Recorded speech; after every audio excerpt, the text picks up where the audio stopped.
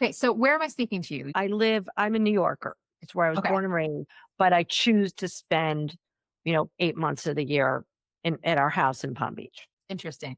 So born and bred in New York City, where? Upper East Side, my whole life, almost within Okay, a 10 block, really within a 10-block radius, my entire life, which is so okay. crazy. Yeah. Were you involved in like the Jewish community up there? Yes, I mean, I grew up in a household and I didn't and, I'm 59 years old. So in the 70s and 80s, I grew up in a household where we were not religious, but of course we went to synagogue on the high holidays and we, had a Passover Seder and all that. But and I don't know how true this is for many, but the Jewish lens was the way my parents saw the world. It's just the way it was unquestioning. Like when we got the class list at the beginning of every year when I went to school, I could see my mother kind of going through it. Like, do you think she's Jewish? I bet they're Jewish. It was just always everything. If there was news, is it good for the Jews? Is it bad for the Jews? Back then, the major issue was the refuseniks and Soviet Jewry. This is a long time ago. And, my parents were obsessed with that. They went to Russia. They snuck away from their guide. This was when Russia was much more dangerous. They evaded their guide. They went in the middle of the night with suitcases of clothes and money. Your parents were refusing? No, my parents were not refuseniks. I'm so sorry. They traveled from New York to the Soviet Union to visit refuseniks and bring them supplies, which is what people were sort of doing in the It was like the 80s. cause du jour. That was a major problem. That was like one of the major things, that Jews were being so badly treated, would probably be the understatement of the year, and they Yeah, couldn't get out of Russia. The most famous refusenik is, Sharansky. yeah, exactly. Yeah. So like when I'm not bragging, I'm just giving you an example of how involved my parents were. So because it gives a sense of me. So for Mhm. instance, when Sharansky came to New York for a big parade in I think 1986 or 1987, things had gotten finally better. He came to my parents' apartment to thank them. So I'm just saying, yeah.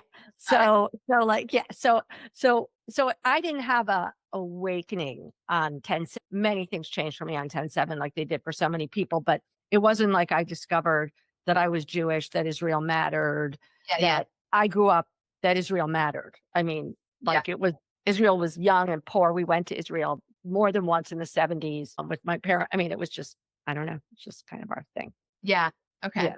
And what did Exactly. what did your father do? He was a businessman. My father and my uncle had they had a family business. It was primarily insurance, but it was also some other things. But again, like from my father, from my uncle, from my grandparents, for some reason, much more so than in our generation, maybe they were closer to understanding how precarious it could be. It was just all like, I'm not going to lie, like I grew up kind of privileged. Like my parents Mhm. had become successful. Like so many, it's one of those typical Jewish stories kind of, Sure. right. That believe me, my great grandparents came here with nothing. But by the time I was born, my parents were successful people. And again, I'm not saying they were so good at just the way it was. It was, again, I didn't know other Jews felt differently.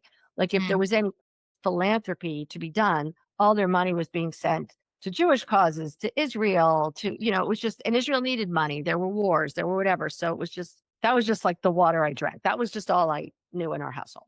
Right. It's so Yeah. interesting because I speak to so many people for whom that really was the Jewish culture for them, of like not just philanthropy, but like being personally soul invested in causes about Jews across the world you've never met in your life. But like you may not keep Shabbat or kosher, but like, Right. yeah, I'm flying to Russia to make sure that these guys have matzah for Passover. Like it's yeah, Exactly. That's what yeah, was so strange. That's why I started by saying I don't want to pretend we were Reform Jews. We were not, but yet all of this stuff loomed very large, very large. interesting. So every person is raised in the environment in which they're raised, but there always comes a point where like we decide, okay, this is mine, this belongs to me. So what was that for you? Let's see. I think it's going to sound political, and maybe it is, but I'm just be honest. Like, I think I always just kind of I felt like, oh, this doesn't really affect me, and things are so good for Jews. I live here in New York City. I never experienced anti-Semitism. I don't even know what anyone's talking about. And then I'm trying to think how to put this without it sounding overtly political, but again, as I said, whatever. Guess when Obama became president, and he started kind of in my mind, like I'll put it mildly, but not being good to Israel. And it just started to like really upset me, like in a way that surprised me. I wasn't a terribly political person, but I noticed it. I noticed it, and it started to kind of shift my worldview and even my sense of comfort. Not that it Mhm. was affecting me in New York or anything. It wasn't, but I was aware. And then I No, guess, yeah, just to name that, like it is a very Jewish thing to like check the temperature politically, like at various stages. Like, okay, I see what's happening here, and even though nothing direct is happening, like where are we holding here? Like it, yeah, I mean, something was sort of beginning to happen there. yeah, Exactly. And then, yeah, exactly. And I think as Jews, it must be in our DNA. I mean, that we'll get to 10-7, I suppose, but it must be in our DNA that we kind of like just from like thousands of years of knowing. I mean, a friend of mine who's Jewish makes a joke like saying, like, basically, gee, I wish I had stayed longer, said no Jew ever. Like it's where, always about when do we have to get out? And it right? wasn't like I was thinking in any way that we had to get out under Obama. I wasn't thinking that at all. But things were starting to shift a little bit. And I don't know. I just started I think it might have started then. Obviously since 10-7, that has been a whole other thing, as I guess it has been for those Jewish influencers like you. I think I have a fairly popular Instagram page, and I have very, very specifically chosen not to use it as a platform to fight what I like to call Jew hatred. For me, I've several times posted during when the hostages were still hostages about the hostages, but generally, I have this weird thing where I'm not into this whole countering anti-Semitism movement. Mm. I'm just not into it. It sounds so crazy. I don't believe it will ever go away. I've accepted it. It's been around for thousands of years. I've begun to think that it's sort of almost a mystical thing. Like it will never not be around. I Actually, I don't think like lumping it in with other hate. I don't think that we have a hate problem in general. We have a specific Jew hate problem that is not going anywhere. So for me personally, I just prefer to focus on let them be very afraid and let them have a lot of respect, and everything will be fine-ish. Like I just want Israel to be extremely strong. I will do anything to keep Israel extremely strong. I mean, and let other Jews understand that Jew hatred is very expensive, both as financially and possibly um, with their own lives. Like just a very expensive vice is the way I would like the world to see anti-Semitism. And I think if they see it that way, we'll be a little better off. fascinating. Yeah, Yeah. listen, I mean, I wasn't raised Orthodox at all. And when I Oh, became, yeah, yeah, yeah. I grew up like conservative in North Jersey. In like, I went to a conservative synagogue. I grew up with like women who get their drive BMWs and get diamond tennis bracelets for their birthdays. Like that's how I grew up. right. So like for me, this was not like I did go to Jewish day school because my Okay. father insisted, but it wasn't like I didn't care, like I just like it Right. was like, okay, great. Thank you for making me go to day school. I can read Hebrew now. Great. And then despite my best plans, because if it were up to me, I'd be like married to like a conservative podiatrist living in Brookline, Massachusetts, in like a big house in Chestnut Yeah. Hill. But Which, how come that's not what you did? don't take it up with me because life took an interesting turn. But the short version is when I was 14, I basically said, I'm done with Judaism because that year I lost a friend to cancer, a friend to AIDS. And when we were here in Israel, we had a friend killed in a terror attack. And simultaneously, my father, out of nowhere, decided to become Orthodox. And my mom was like, we did not sign up for that. And so for 10 years, I was like, it was like whiplash. And then, so I did everything but Judaism. I went to like, the ashrams and the enlightenment and all the Buddhas, what I Right. did all those things that Jews do. And Hmm. then in my early 20s, I got sober. And my sponsor at the time was basically like, you need a relationship with God. And I was like, no, thank you. And nope. Yeah. And she's like, you don't have a choice or else you will die. And I was like, okay. So I started doing that work of real spiritual seeking in the 12 steps. I just started getting this pull, like randomly, like, I think one day I'd like to have Shabbat dinner with my family. And I was like, what? No, I don't want that. And then it just like slowly, slowly, slowly started pulling me back. I went to Israel and I went to the wall. This is crazy. I went to the wall and I'm like 3 months sober at this point. And I Okay. Israel, the last time I was in Israel was when I was 14, when my friend died. So I was, Right. it was, and I got there and I'm like, wait, what is this country? Like there's like cool stuff happening here. There's like history and music and food. And like, this was not this isn't like buses blowing up. And I went to the hotel and I put my hand and I I just started crying. It made no sense at all. I didn't know what I was crying about. It just felt like I was home, and I didn't even know I was looking for that. And my tour guide at the time, he says to me, there's a concept in the Torah called the orla, which is like a covering. And like a boy is born with one and you circumcise him when he's 8 days old. But every human is born with an orla over their heart. And our job in life is to remove it. And he said to me, it looks like you've removed yours. And I was like, whatever you just gave me, I'm in. Whatever, just sign me. I'm so moved by that. Yeah, it was amazing. So slowly, I started like exploring and looking. It took a few years. And then I met my husband, who had grown up really religious, got married super young, had 2 kids, got divorced. Living in that community, he needed a little break, but he knew he would go back. And I was we just met like right there. And so he was like, listen, like, I want to marry you. And I just want a home that has Shabbos kosher and mikveh in it. Can you do that? And I was like, yeah. And so it just sort of like facilitated it. And that was like 20 years ago. Oh my God, I love that so much. That's incredible. It has nothing to do with me. Like, I'm telling you, it's like I was just sort of like it's all God's plan or whatever. from the board to the next. But what I was saying was, when I became religious, like some people get really into like Torah learning or like, the deep Jewish mysticism. I was a history girl because I was like, I want context. I want to understand how I ended up right here in this spot.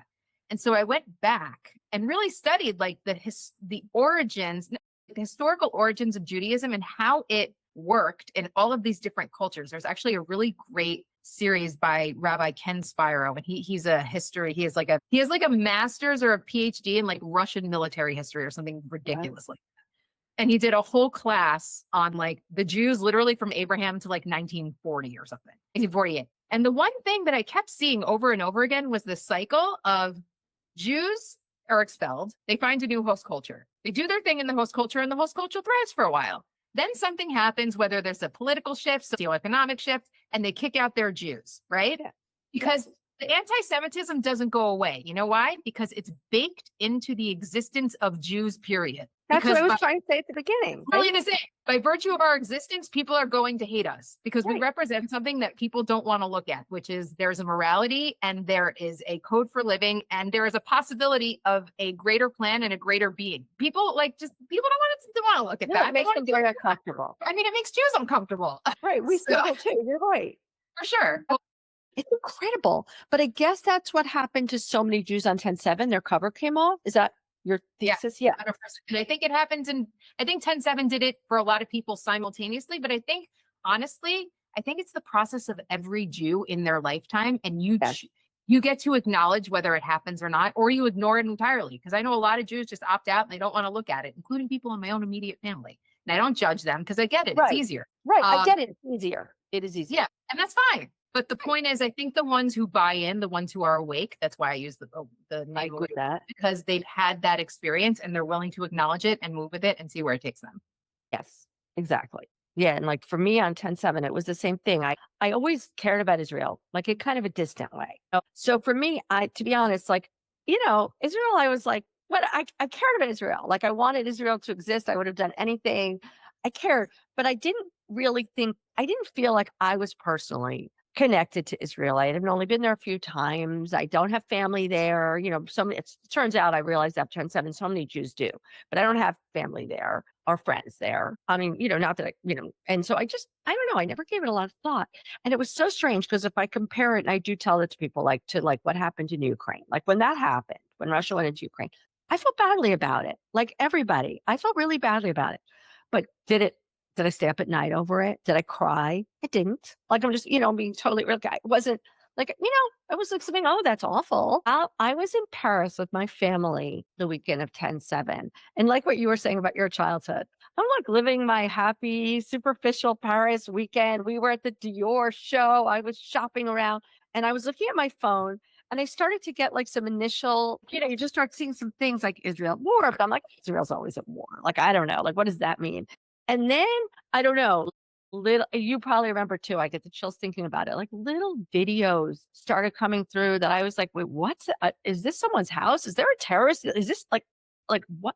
And I basically, and this is not like me, like, so I'm saying like, I'm not a good person. I had to go back to the hotel room. I had to like lie down in bed. I was like, I can't be out on the street. I need to understand what's going on. Like, what is going on? And as it started to unfold, I started to understand. And then later that day, my friend who works at Tablet sent a reporter over to Nova. And I think he kind of broke that story. I don't think we all knew. I mean, again, these are early hours, the Nova. And all of a sudden, I was beginning to understand like this horrible pogrom was taking place in Israel. And I felt like I was being stabbed. I felt like it was happening to me. It was very strange. Like I'm sure I know so many Jews felt this way.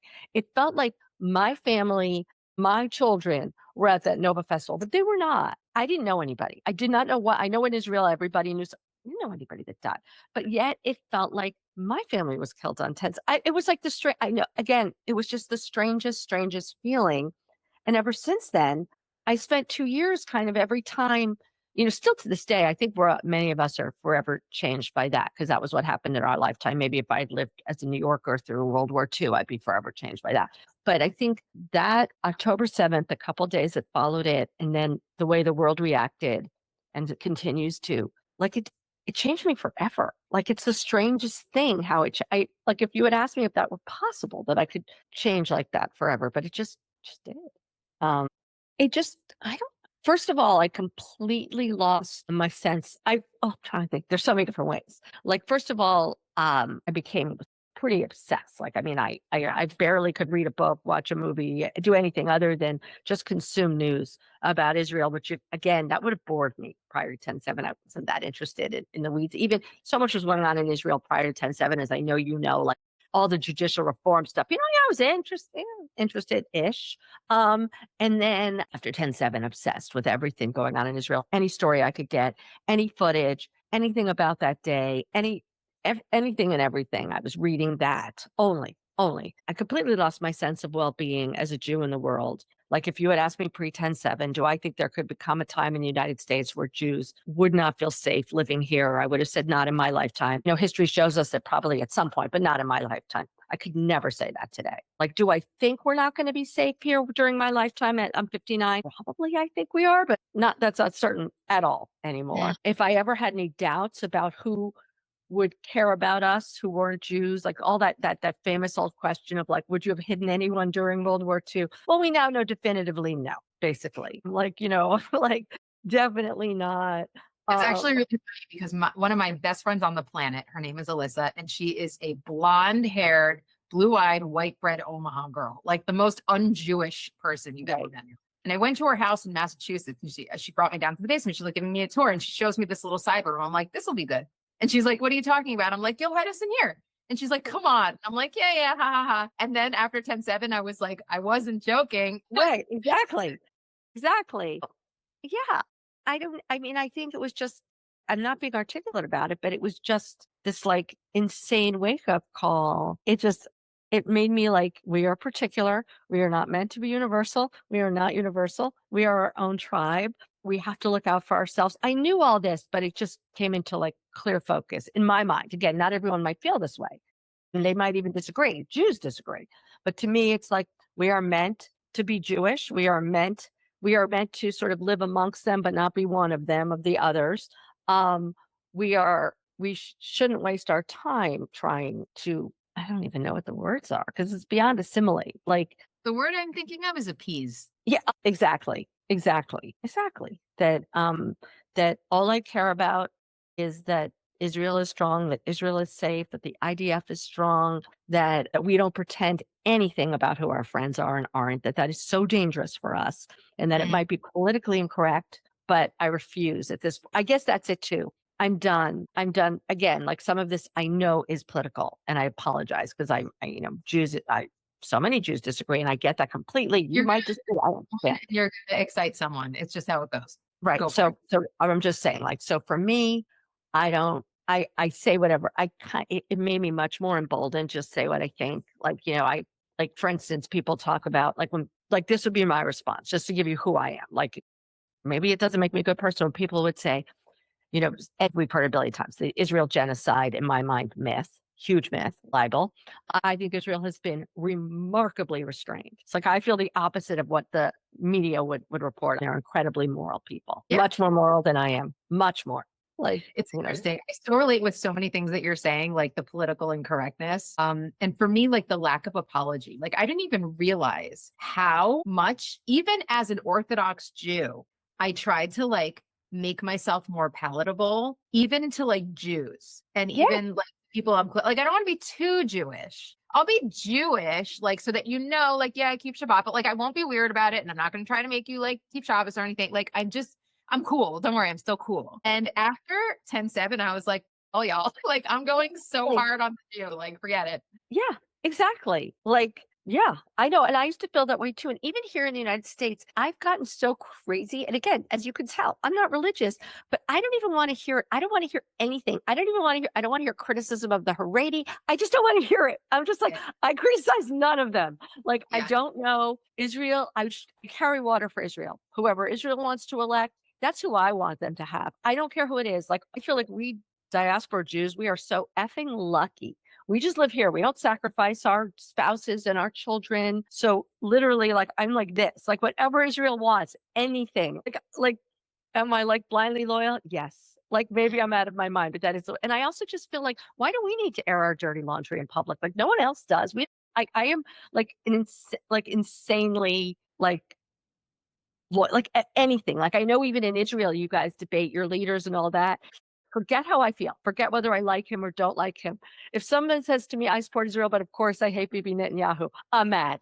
I'm like, well, why? What other world leaders do you not like? I'm just curious, like, as opposed to who else? Like why him? Of all the world leaders, tell me about the world leaders in Europe that you feel a need to tell me you don't like. And believe me, I get it. I'm not saying this has nothing to do with how I feel about him. It's just generally speaking. I'm like, Mhm. I No, feel for like sure. it's all connected to this need to apologize for Israel, and I won't have it. I can't. Like Yeah. so that's how all the different ways I woke up. Like I wouldn't have cared before. But now I'm like, I just can't let anything slide. Like I'm not pleasant to be around, and I really can't be in mixed company anymore. Like Find I your can't. company. I can't be. I always say that I'm not fit for dinner parties. Really not. And even when people will mention, like, oh, did you watch this new movie? I'll be like, well, no, because so and so and so and so had all eyes on Rafa. And they'll be like, what are you talking about? My And I'm mad at the world because they've taken entertainment away from me because literally there's basically no TV. Yeah. So So I have a 30, how old am I? 44. So like 30-year obsession with Kate Winslet. I'm obsessed with her. And every right. day I'm like, God, please don't do it. Please don't Like let her say it. don't ruin it. Okay. Like we've been married a long time. Right. Don't ruin it. Just say nothing. Okay. Say So far nothing. she hasn't. So far she Right. hasn't. God bless her. Saying nothing, I'm choosing to believe possibly means you're on the right side. I could be wrong. I could be blind. Or don't Which is care. also And that's fine. fine. But, like, I don't feel the need to speak out about other world wars. Israel feels personal. The rest of them, why would I have a strong opinion? Although that's the other thing. Sorry, I'm kind of going on and on. Should I? Go for The it. last No, thing please I'll say do. about this is what the other thing that I have zero tolerance for. Again, I wouldn't have known I had zero tolerance for all this prior to that. Is that like never in the world has there ever been a situation that was so black and white where people would like to say things like, well, I just don't know much about the history of Israel. And I'm like, well, I didn't know much about like that girls' school. Where was it in Nigeria, Boko Haram or what? Do you know what I'm talking about? Yeah, Where the whole world completely. got behind that, like bring our girls home thing. I Yeah, yeah, knew yeah. that, right. But I knew a terrorist group went in there and brutally like kidnapped, murdered those girls. So I knew which side I was on. I didn't need to have a lot of context for it. I don't have context for it. I don't. Like I could barely tell you the story now. Or 9/11, I don't remember a lot of people saying like, well, what I mean, maybe they did, but I don't remember people saying, well, I That's it. don't know what had happened Yeah. to those people that would make them want to do that. So I just couldn't get over the amount of people that were hiding behind the kind of, I can't have an opinion because I don't know enough about it. I always wanted to say to them, is there, and I used to say this actually, is there anything I can tell you, anything when you think about it, that would justify what you saw on 10/7? What could I tell you that the Jews had done? Let's say Gaza was an open air prison. It wasn't, but let's just say it was. Let's say, yeah, it was. It was an open air prison. It was all Israel's fault. They had no other borders except for Right. Israel, none. And still, are you cool with what happened on 10/7? Like, what's wrong with it? I guess that was the other thing. I woke up to the fact that I never thought of myself as a particularly moral person. I give a lot of thought. I didn't understand that. And now I'm like, oh, wow, I have a very high IQ and I'm extremely moral. And I say that kind of joking, but I Mhm. didn't think it would be that hard for people to see black and white in my mind. Well, it's so interesting, right? Because there's when they first talk about Abraham in the Torah, they refer to him as Abraham HaIvri. Ivri means like on the other side, meaning Right. everybody saw the world this way, And he was the one guy on the other side who saw it the way it was. And I really think that like that sort of stamp, that genetic imprint of like, no, we actually see things as they are. And the rest of the world is going, no, no, no, it's like that. And we're like, no, guys, like, no, no, no. And it's maddening when you I think see things as they I think are. I've been driven insane. Like, I will be honest with you, right? I'm sure many people think I'm crazy at this point. Like, I might be. I think 10/7 in the aftermath, you said how to change it. Yeah, it drove me crazy. That's what Yeah. happened. Well, Yeah, it was, I mean, we're Jews. It's inevitable. It's going to happen some points. Okay. right. That's Okay. fine. Now we have to take a hard right turn because I am a fashion girly and I would be completely remiss to be interviewing you and not talk about fashion. So let's do this. Did you always love fashion? Was this part of your world? Yes, I love fashion. I never thought I was going to be a fashion designer. I like fashion the way, as you said, every girl likes fashion. Many girls like fashion. I was, I like to shop. I like clothes. Yeah, I was probably one of those people growing up that like I could take my friend shopping. I was good. I was good at it. Like I, think I had like quote unquote good taste, whatever that means. I It can means help people. you can beeline and find the most expensive thing in the store immediately. That's what good taste is. Exactly. I inherited it from my Exactly. mother. I have this talent. I can walk into a store and find the most expensive things in about 15 seconds. Exactly. And I'm very and like without the joke of it, which is yes, I get it. But like I also just know what I like, I know what I don't like. But I went to Brown and I majored in comparative literature and I thought I was gonna be a writer. Like you. Uh-huh. Like I thought I was gonna be a writer. I ended up working at Vogue. That's not why I got into fashion. I was a writing job. I worked for an editorial assistant writing about stuff. But then I ended up working for this young designer who was struggling, discovered a love of the fashion industry of which I was not all that aware. I mean, again, I like shopping. I didn't know much about the fashion, how the sausage was made. And then I ended up getting this idea when I was really young, prior to having been pregnant myself, about what maternity clothing could look like. And I started a brand. Didn't realize I was starting a brand. Was just kind of doing something for fun for friends. And so I'm just summarizing it quickly for you, but just that became, because you're young, you're too young to know. But that became it became the largest maternal apparel brand in the United States, which I then sold to private equity 10 years later. And since then, I've always just been in the fashion industry, but I am an accidental Yeah, I'm like, entrepreneur and fashion designer. just sort of casually say, yeah, it was the largest maternity brand in the United States. Like, was that like wild? Were you like, wait, It was I was insane. seeing things in my house and now I was like, literally making things like you could come see me in this tiny office I opened across the street from my apartment, like in the back of a building, where you could come see me and I would do some things made to order for you. I would meet you. You would order a few things. I would have a factory make them. I would drop them off myself. 2 weeks later, this was in 1997. And somehow it hit a nerve. I mean, the very celebrities we're speaking about, they started to like it. And it was during a time when celebrity culture was so important. It was like the late 90s. So, so, so important. And I started addressing them, and one thing led to another. I mean, again, it would be a long story, but or not. I ended up like opening up a bunch of stores. I ended up doing this major licensing deal with Target here in the United States and with Nike. And somehow that just became this, like as I said, I sold it 10 years later. I had about 100 employees. For the first year, I had no employees but me. And yeah, so, and then I couldn't do maternity anymore because I had this contract. I would not start any other maternity clothing lines, obviously, to compete with the one I had sold. So I did a line for the Home Shopping Network that was not maternity clothing. And I did that for 10 years. I would sell it on air and da da da. So now just fashion is just, again, so now I'm 59 years old. I started with fashion, I guess, at Vogue when I was 22 out of college. And that's now that's my thing. But oh God, I love fashion so much. It's like, it's funny. Like I didn't understand how much I loved it until I became a thrift shopper. it's Because fun. first of all, finding the things is always fun, but also there's a quality to things that aren't the same now. I know it's horrible. Seeing the way things were made and like the care with which they were made, you realize it's an art. It really is. And like understanding the human form and the way that cloth has to move. And I'm obsessed. It's so beautiful. Me too. Why did you Me too. start with maternity specifically? That was so strange. Again, all these things like awakenings, like this was a big awakening. I didn't even know that I was going to have I'm being completely frank. I didn't even know I was going to have a career. I was working for this young designer that, I liked doing it, but I was also getting married. I thought, I'm going to have some kids. I'm going to get married. I really had no idea. Maybe I'll work. Maybe I won't. My mom didn't work. I wasn't this huge feminist. I just wasn't really thinking about any of this. But then my friend started getting pregnant. And they would come to this little struggling designer I was working for. I was not the designer. I was working for him, just doing anything. I was like the all around assistant. And I noticed that they didn't want to shop at maternity clothing stores, were spending a fair amount of money on maternity clothing because they had to. I used to say it was like their closet had burned down. They had nothing to wear. They were all at junior level positions in their careers because we were young. So they were insecure. It was at a time when people weren't really talking about pregnancy. So you Mm. kind of like go into the office sort of hiding it a bit. It wasn't like now. People weren't celebrating it, not any of that, or celebrities Right. weren't It's talking not about the baby. What? the Oh, book those shouldn't layer. have been a thing. So I started thinking, so I said to this designer I was working for who was struggling, really struggling. I said, I think I could turn your business around. I think you just need to call your clothing maternity clothing. Don't change a thing about them. These women seem to like your things because they're not maternity, so they're fitting them a little more tightly, but they've got some stretch in them. This is getting very technical, but stretch fabric was new in the mid 90s. Used to be that only knit stretched, but then in the 90s, all of a sudden woven stretched too. So I was like, I think you could make just these stretchy clothes.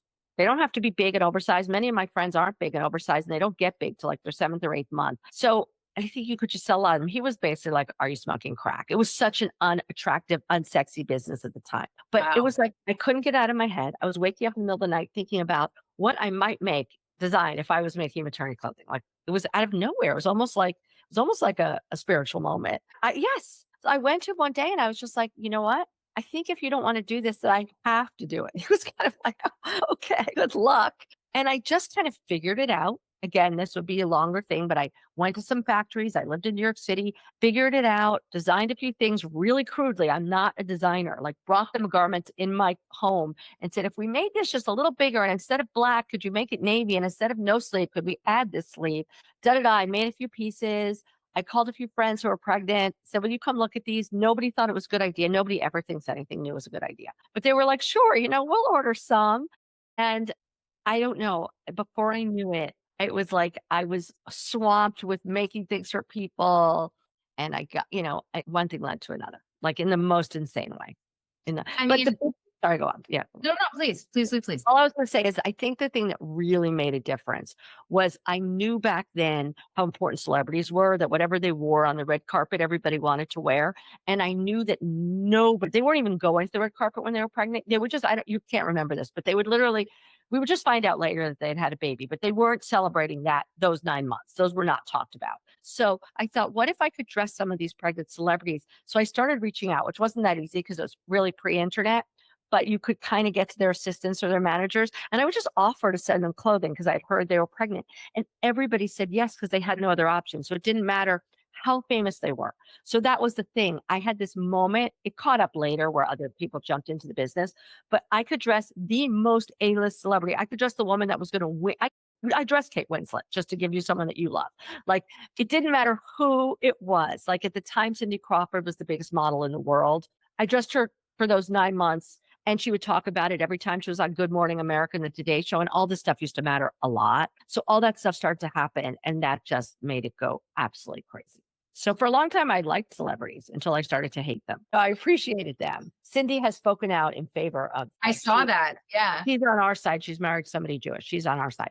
But there's so few. I mean, like literally, I reached out to Rebecca De Mornay on DM to say how much I appreciate her. She's, we have so few. That's what I'm saying.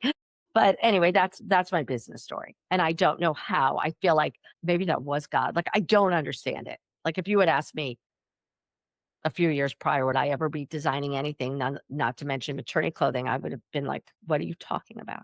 Literally. I mean, it's very much, I can so relate with that when it comes to like this platform or like the book that I just finished. Thank God that's God willing going to sell soon. It's not me. Like I'm not the sort, it just comes from somewhere and then I'm the vessel through which it comes out. And then it just takes on this life that has nothing to do with me. And it's so cool to watch. And so when people come over and they're like, wow, you did this thing. I'm like, no, I didn't. I did not come up with It's this. not modesty. It just happened. And I just happened to be the hands through that it came out of. It's so cool. Yes. So I feel that very, very much with that maternity clothing business. Like, how in the world did I get that idea? Why did I become obsessed with it? Why could I not sleep at night thinking about it? I have no idea. Wow. Yeah. So what do you do in fashion now? Well, I had bought this during COVID. I bought this brand. I'd never bought a brand. I'd always started them, but I bought this brand that was going out of business, as so many were during COVID, called Fig. It's Figue. It was kind of like caftans and bold prints, very sort of Indian block prints, and I loved it. It was a brand I liked as a customer. I heard they were out of business. I bought it, um, and I ran it for the last 5 years. But I just recently, a couple months ago, sold it. So at the moment, for the first time, maybe in 30 years, I'm not working. I've got to figure it out. I kind of said to myself, I've got this spring and summer to sort of take off. And like so many people here in the United States, I don't think it's a thing in Israel, but I'm living in Palm Beach and I can't believe this is my life either. But like, I take walks, I listen to podcasts, things that infuriate me, always Israel stuff. And I get myself really worked up talking to myself. And then I play canasta, I play mahjong. These are games I never played. Is this a Yeah. popular thing in Israel or no? Um, I Okay. mean, you sound like a Jewish woman who lives in Florida. Yeah, I'm a Jewish wo I feel like I've turned into my grandmother. I'm a Jewish woman who lives in Florida. Even my own mother, though, is like, "Who are you?" Yeah. So I didn't even know, and I was always like, I worked really hard for the last 30 years. I mean, I, like, was always working. So it's kinda Yeah. interesting, and I'll see. I don't know. I'll see. I focus on Jewish causes. That's, Yeah. The right thing's gonna hit. I have a feeling. Like the place where you are and where your brain is, like do the shift and yeah. I don't worry about you, Liz Lang. Thank you. No, I'm not concerned. Things are good. I mean, yeah. So if I say the words awake Jewish woman to you, what does that mean? Just a Jewish woman who I would say, like, just sees things clearly, like, understands, um, it like, isn't living in the world that she wishes existed, as I feel too many, honestly, even Jewish women are, but just see things clearly. Like, does that at the end? I don't know, it sounds so vague. I don't know. I don't know how to get specific about it. Like, I think it's like clear vision. I think that makes clear sense. vision without any apology and without any delusions, because I find that we Jews delude ourselves, you know, at our own peril. Very dangerous. And I think we're too nice. People don't think that about us, but it's true. We're too nice. We're too polite. We're too worried about making other people comfortable. Like even what you said about, I don't want my friends to think I'm too Jewish or too weird. I feel like that's almost, it's for you, but it's also for them. Like we don't want them to be uncomfortable. We don't want them to, and I think those days are over. We're done. Awake Jewish women are done with that. Amazing. It was such a pleasure. Thank you so, so much. You as well. Thank you. Yeah, for sure.